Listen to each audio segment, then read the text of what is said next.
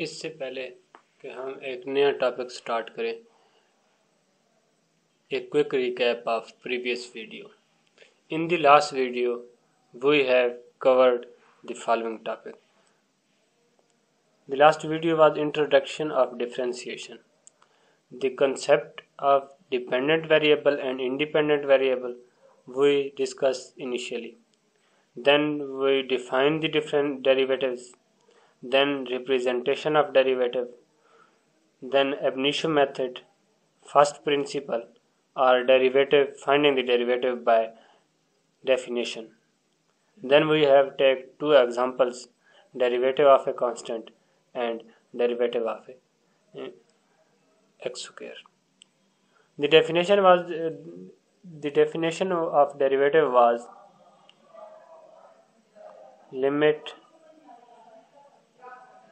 del x approaches to 0, delta y over delta x is equal to limit del x approaches to 0, f of x plus del x minus f of x divided by del x. This was the definition of differentiation or derivative.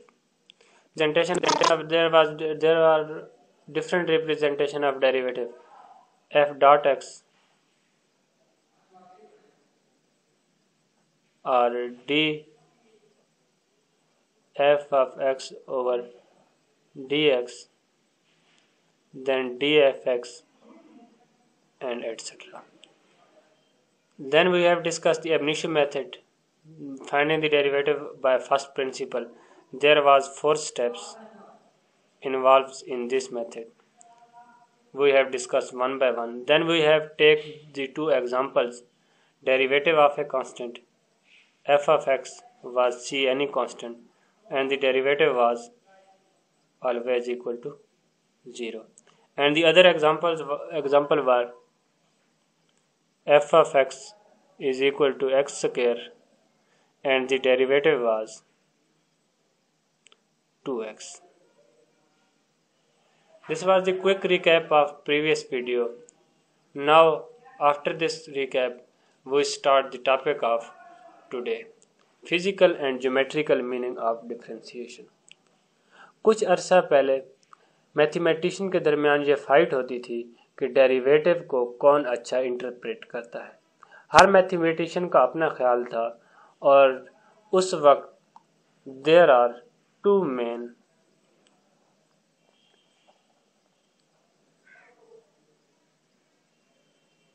are different interpretations.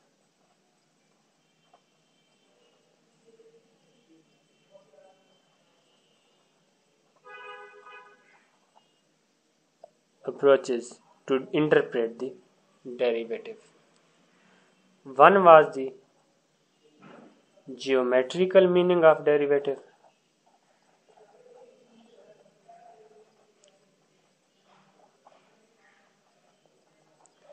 And other was the physical.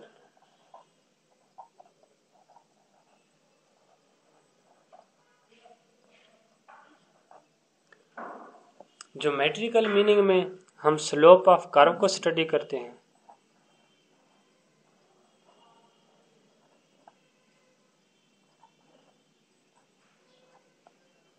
और दूसरी approach में physical meaning में हम rate of change को observe करते हैं.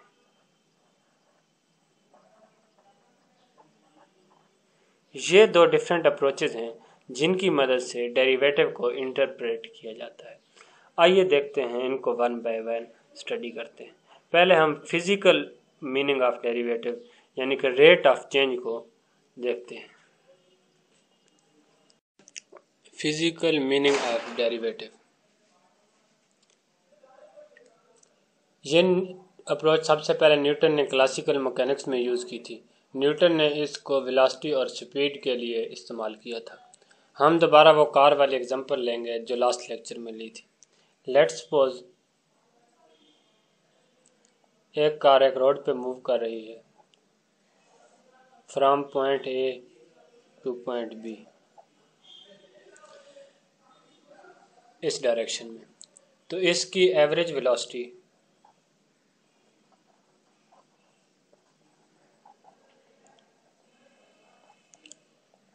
VAV should be equal to distance covered from A point to B point, distance from A to B divided by time required. Velocity is always distance divided by time.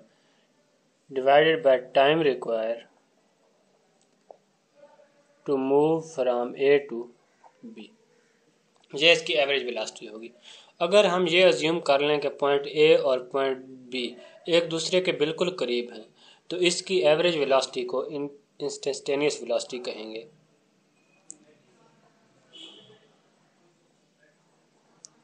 Instantaneous velocity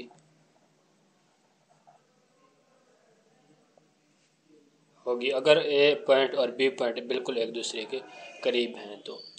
तो time require क्या हो जाएगा फिर?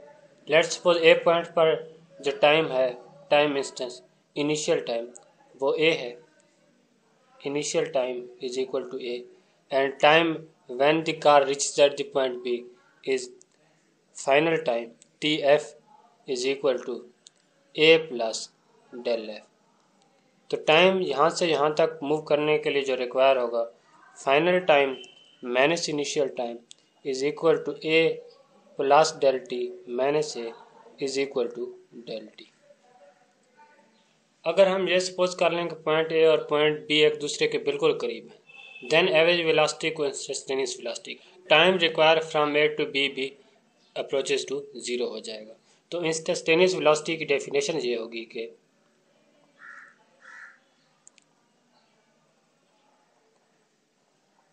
instantaneous velocity VINS is equal to limit del t, time required approaches to zero, del S, total distance from A to B when A and B are very close to each other, divided by del t।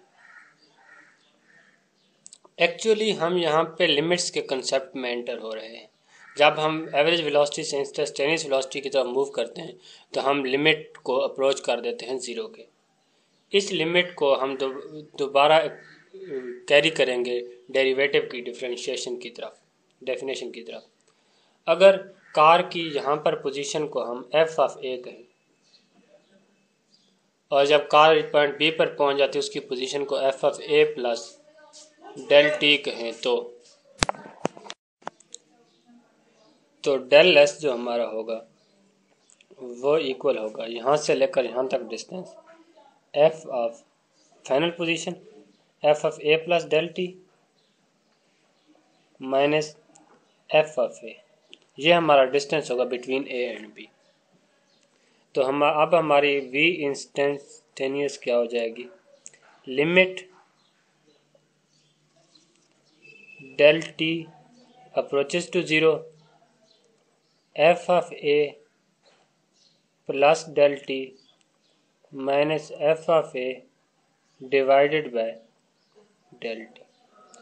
ये वो definition है जो कि हमने previous lecture में mathematically derivative के लिए निकाली थी। उधर हमने मैथमेटिकल प्रूफ देखा था और अब हमने इसका फिजिकल प्रूफ देखा है कि फिजिकली ये किस तरह रिलेट करती है किसी भी रियल लाइफ एग्जांपल के। अब हम इस फिजिकल कंसेप्ट को जनरलाइज करते हैं कि derivative is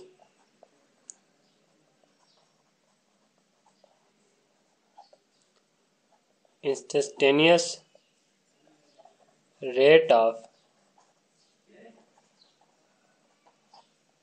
change of any variable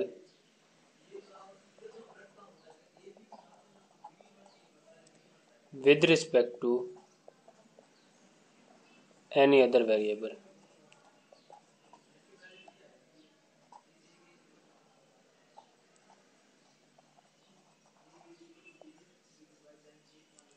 हम कुछ एग्जांपल्स लेते हैं। लेट्स सपोज एक गैस है, गैस का टेम्परेचर और गैस का वॉल्यूम। गैस का वॉल्यूम चेंज होता है with respect to temperature. Gas का वॉल्यूम होता है फंक्शन ऑफ टेम्परेचर। जो जो गैस का टेम्परेचर इंक्रीज होता है गैस का वॉल्यूम भी इंक्रीज होता है। जब गैस का टेम्परेचर कम होता है तो गैस का वॉल्यूम भी कम होता है। गैस का वॉल्यूम डिपेंड करता है गैस के टेम्परेचर पर के रिस्पेक्ट से। इसका मतलब यह है कि गैस का वॉल्यूम फंक्शन ऑफ टेम्परेचर होता है। इन जनरल अगर इसको हम जनरलाइज करें, कोई भी फंक्शन y है वो f ऑफ x है, वो x पर डिपेंड कर रहा है। x इंडिपेंडेंट वेरिएबल है, y डिपेंडेंट वेरिएबल है, वो y फंक्शन है x का। तो इसका मतलब ये है कि y x के चेंज होने से y भी चेंज होगा। तो अगर हम इसका एवरेज रेट लें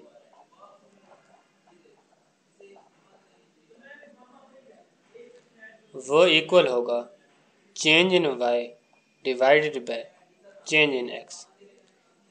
इसका मतलब है कि f of change in y f of a plus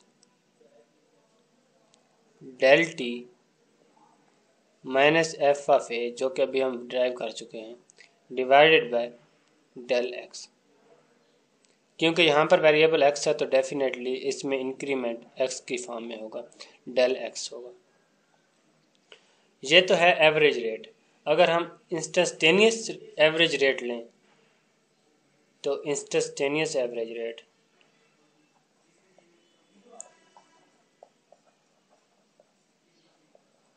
सिर्फ और सिर्फ इसमें हम लिमिट पुट कर देंगे कि del X approaches to zero del Y over del X, और राइट साइड पे भी लिमिट पुट करेंगे, limit del X approaches to zero F of A plus del X divide minus F of A divided by del X. ये वही definition है derivative की जो कि हम एग्जैक्टली पिछले लेक्चर में फाइंड कर चुके हैं। पहले हमने इसको पार्टिकुलरली एक कार के एग्जांपल के लिए देखा, रियल लाइफ एग्जांपल के लिए। देन हमने उसको जनरलाइज करके किसी भी फंक्शन